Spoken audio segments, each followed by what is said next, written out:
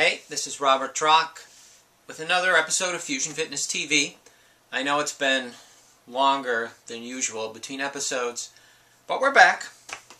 And a few things have happened that made things occur to me. I just saw the other day that a issue of Action Comics #1, which was the very first issue of Superman, and I believe it was 1938, or was it 39? I used to know. Sold for $1 million. It's a very rare comic, and really that's the first of its kind. It launched a huge industry that now we're seeing superhero movies. Here's actually a black and white rendition of the Action Comics. Superman's just simply holding a car over his head with bad guys in it and smashing it against a rock. Shortly after that, he had a second title called Superman, and there's Superman #1. But the main point of this is times were a little more simple back then. I just saw the movie Watchmen again, and I read the comics back in the 80s. I loved them. It was a 12-issue comic that's been in a trade paperback form for many years. Regarded as one of probably the great comic event in the history of comics.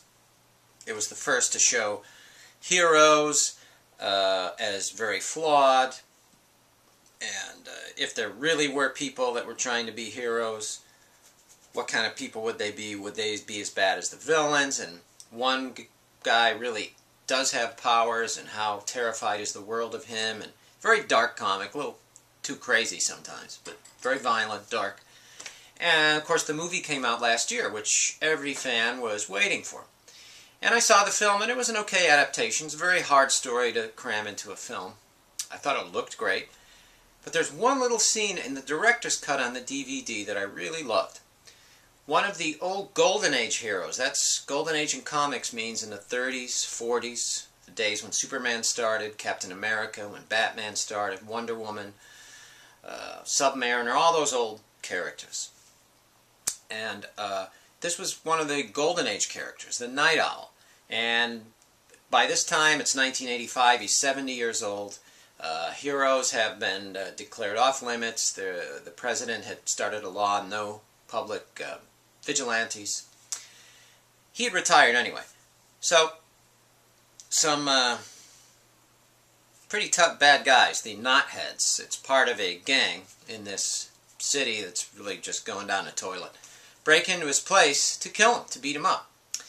And as soon as he sees them, this old kind of dramatic music plays, there's strings and things, and he goes into his old fighting stance, because you can tell he misses his old days. He's just kind of a lonely guy now, just reliving his past. And he decks one of them, and it's a clip of him hitting Captain Nazi, and then he gets hit a few times, and he decks another one, some gangster guy, you know, in like 30s garb, then he hits another guy with a space helmet. Then there's just a bunch of them, and they knock him on the ground.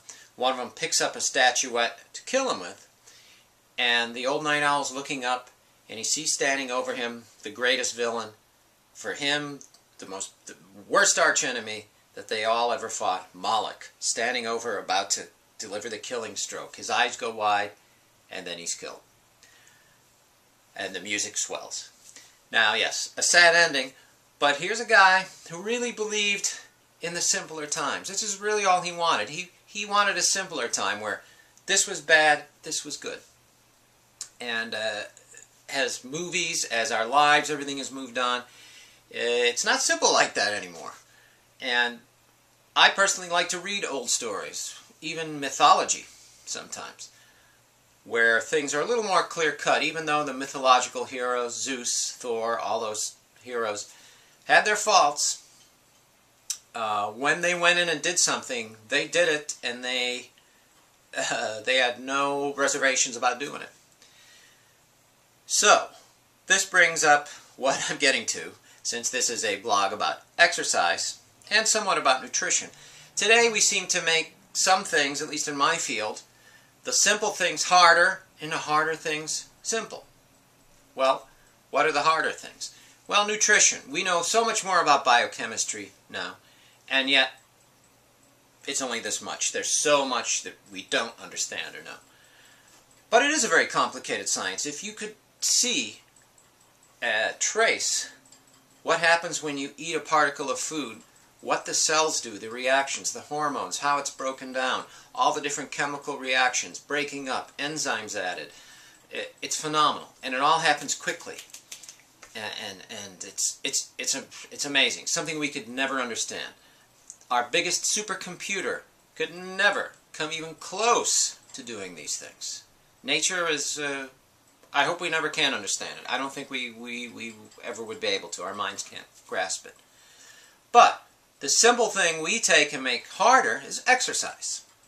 Now, if we go back to the 30s and before that, the people that were exercising, a lot of them were strongmen. There were no aerobics machines, there was no weight machines, at least not a lot of. There was maybe some pulley machines and things. Slowly they started coming along in the 40s, especially in the 50s, you started seeing more of them. There was not heart rate monitors, there weren't all these fancy things. The gyms were very basic, not like they are today.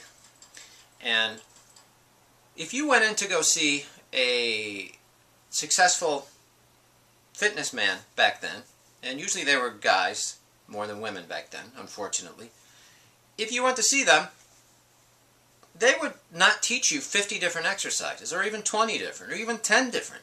You might learn 2 or 3 basic exercises. And when you could do those well, then you get to branch off and move on if you want. But you have to get the basic, simple things done first. For instance, what is keeping it simple? Before you touch a weight, you have to make sure you can handle your own body weight in an exercise, and many people don't do that. In fact, you can get around it by laying down and sitting on machines and getting around being able to handle your own body weight. So you're actually getting around what you should be fixing in the first place. Keeping it simple? I don't think so. A push-up would be simple. Maybe even a leg raise, a simple active leg raise, one leg depending on how tight and limited you are.